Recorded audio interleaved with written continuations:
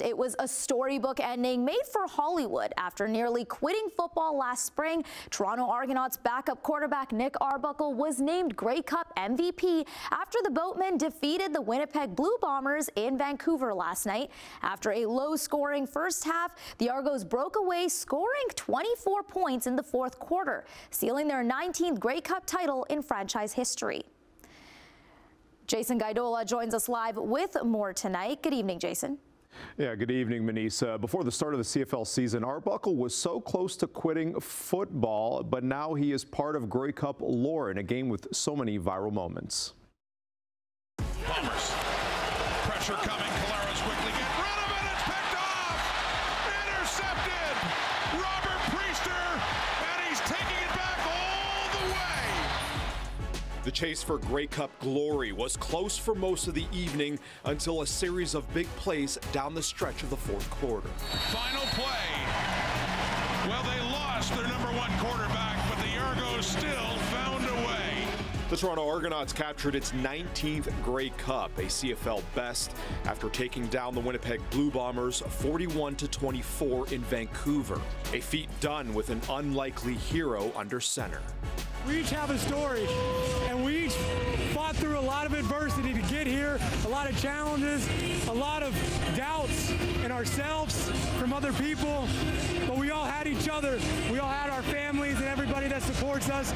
Coming in as an emergency QB, Nick Arbuckle was unemployed and ready to quit football at the start of the year, until his old QB coach, now head coach, Ryan Dinwiddie, brought him on the squad for depth.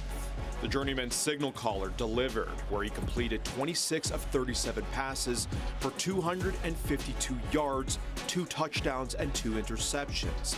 A performance that captured the game's MVP.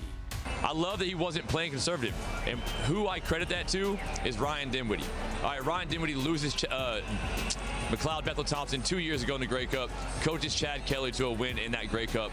Now 2 years later, you lose Chad Kelly the day before, or the game before the Grey Cup, and you coach Nick Arbuckle, who you picked up a couple weeks ago, into another Grey Cup win. You got to give this guy a lot of credit. Despite a low-scoring first half, the game lived up to expectations.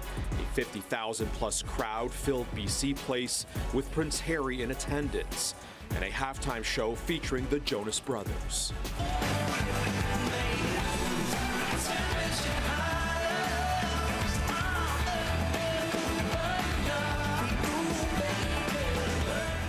The excitement carried on to the gridiron in the second half, and Winnipeg's signal caller Zach Caleros left the game after cutting his index finger on his throwing hand. A stitched-up Caleros would eventually return, but would end up throwing 4 interceptions, 1 returned for a touchdown, enough for the Argos to seal the championship. A little bloody, had to get some stitches in it and numb it, but you know, it's not an excuse for our performance tonight, and you know, I appreciate you know, Ocean, the guys, for letting me try to get it out there. We really had an extremely hard time gripping the ball. He put a glove on it and on his hand, and he would never, that's not something he would normally do. He still couldn't get a real good handle on the ball and pass the way he is used to passing. The Blue Bombers came into the championship game as heavy favorites, big expectations that had a potential dynasty label on the line. Zach Caleros has to be the most disappointed out of all of them. This is going to weigh on him pretty hard. He's going to start thinking about his last 3 Grey Cups. He hasn't thrown a touchdown in 3 straight Grey Cups. He's thrown 6 interceptions through those 6 Grey Cups. The defeat marked their 3rd straight Grey Cup loss, and the 2nd time in 3 years losing the title to an underdog Argonaut team.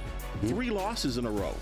Where are we in terms of, is there a dynasty, or like, are we just a very good team? I'll just mention the Buffalo Bills. Make it to the Super Bowl 4 years in a row and don't win. Does that make them any less of a dynasty? No, it just means they were a very good team, but they weren't a great team. And I'd say Winnipeg is a very good team that isn't a great team for whatever reason, right? And 28-year-old Argos wide receiver Dejon Brissett was named the game's top Canadian after 45 receiving yards game and including a key touchdown. Toronto slated to celebrate their Grey Cup win at Maple Leaf Square on Tuesday starting at 11 a.m.